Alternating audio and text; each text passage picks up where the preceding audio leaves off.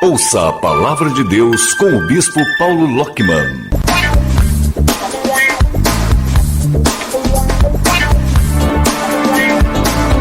Ouçamos o que nos diz a palavra do Senhor. Em João capítulo 8, há uma história muito conhecida, mas que sempre é apropriada lermos e meditarmos nela, como enfim toda a Escritura Sagrada. Diz assim em João 8, 1 a 10. Jesus, entretanto, foi para o Monte das Oliveiras. De madrugada, voltou novamente para o templo, e todo o povo ia ter com ele, e assentado os ensinava. Os escribas e fariseus trouxeram à sua presença uma mulher surpreendida em adultério, e fazendo-a ficar de pé no meio de todos, disseram a Jesus: Mestre, esta mulher foi apanhada em flagrante adultério, e na lei nos mandou Moisés que tais mulheres sejam apedrejadas. Tu, pois, que dizes? Isto diziam eles, tentando-o para terem de que o acusar.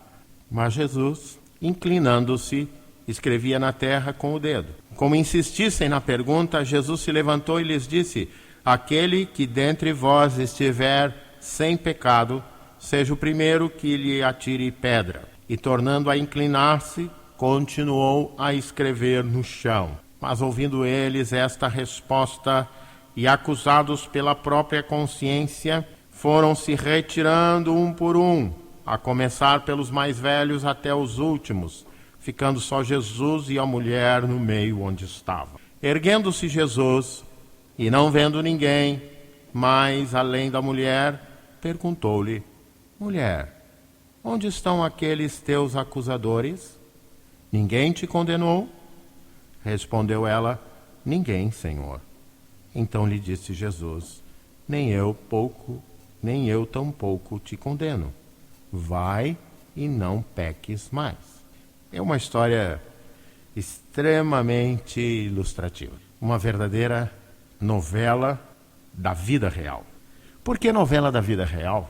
Porque esta história, ela não aconteceu somente uma vez, quem sabe na forma como está aqui, uma vez, mas isto de uma mulher ser apanhada em adultério e trazida à presença das autoridades judaicas para ser apedrejada, certamente aconteceu muitas e muitas vezes. Tornou-se uma forma clara de interrogar Jesus a respeito de uma prática usual no judaísmo.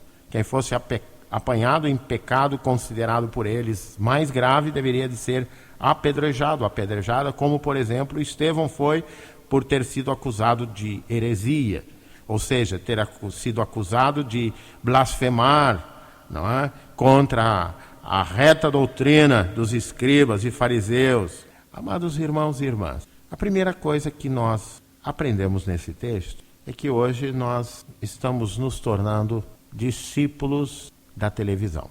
O povo se acercou de Jesus no Monte das Oliveiras para aprender de Jesus. De madrugada, voltou novamente ao templo e todo o povo ia ter com ele. No Monte das Oliveiras orava, no templo ensinava.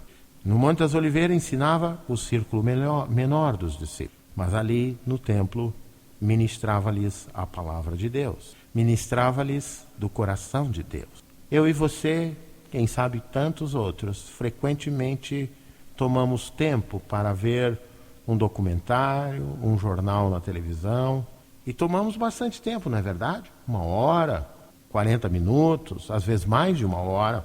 Dia de jogo da seleção, alguns ficam 2 horas. Será que nós temos esta mesma diligência em aprender de Jesus? Nós sabemos muito bem que onde nós investimos o nosso tempo, ali também, de certo modo, está o nosso coração, está os nossos compromissos. Ora, se somos discípulos de Jesus, a primeira coisa que temos que aprender é que temos que aprender de Jesus. Jesus foi foi desafiado, estava sendo desafiado. E o desafio era: você vai cumprir a lei ou não? Parecia que Jesus estava indiferente ao que falavam. Jesus escrevia, não sabemos bem o que ele escrevia, tradição tentou imaginar, reproduzir, mas Jesus escrevia na areia, escrevia na terra. E eles insistiram com a pergunta: Mestre, essa mulher foi apanhada em flagrante adultério.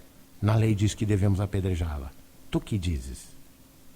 Jesus levantou a cabeça, olhou para eles e deve ter com clareza dito estas palavras: aquele que dentre vós estiver sem pecado, seja o primeiro que atire a pedra. Nós temos muita facilidade, mas muita mesmo, de apontar o dedo para os outros. Nós temos muita facilidade a círculos de fofoca tremendos, treinados e acostumados a falar mal da vida dos outros, a mostrar os erros dos outros.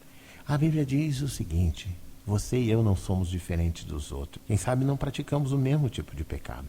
Mas a Bíblia diz que todos pecaram e destituídos estão da glória de Deus. Portanto, tanto você como eu, nós somos pecadores como esta mulher adúltera.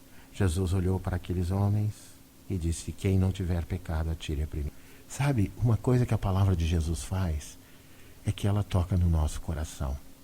O Espírito abençoa a palavra do Senhor. Se nós nos abrirmos a palavra, ela produzirá em nós frutos de arrependimento. Ela produzirá em nós quebrantamento.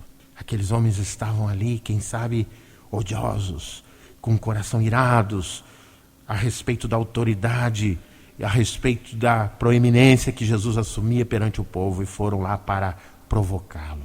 Mas acabaram jogando no chão as pedras. Amados irmãos e irmãs, está na hora de jogarmos no chão as pedras. Está na hora de pararmos de lastimarmos uns aos outros. Está na hora de abrirmos as mãos para a paz, para que as nossas mãos abençoem os outros. Foi isto que aconteceu naquela dia. Os acusadores, as pedras foram largadas e os acusadores foram embora. Jesus virou para a mulher e disse: mulher, onde estão os teus acusadores? Satanás significa, na língua hebraica, o acusador, o atormentador. Ele quer sempre nos fazer crer que não há salvação para nós. Ele quer sempre nos fazer crer que os pecados que cometemos não têm solução. E por isso que muitas religiões pregam a reencarnação. Em algumas seitas hindus, o indivíduo tem que reencarnar milhares e milhares de vezes para poder superar os erros e pecados cometidos. Na fé cristã, não. Na fé cristã, basta crer em Jesus. Esta mulher creu na palavra de Jesus. Disse: vai e não peques mais. Ela esteve atenta ao que Jesus disse. E certamente ela saiu dali abençoada. Saiu dali perdoada. Perdão, irmãos. A graça de Deus, para tão grandes pecadores como nós, não há nada que podemos fazer humanamente para conquistá-la. Ela foi conquistada na cruz do Calvário. Basta você crer. Pela graça sois salvos mediante a fé. Isto não vem de vós, é dom de Deus. E não é só para você, é para todas as pessoas, inclusive para aquelas que você não gosta delas. A salvação é para elas também. Portanto, peça perdão, perdoe e aproprie-se deste perdão de Deus pela graça. Que Deus te abençoe.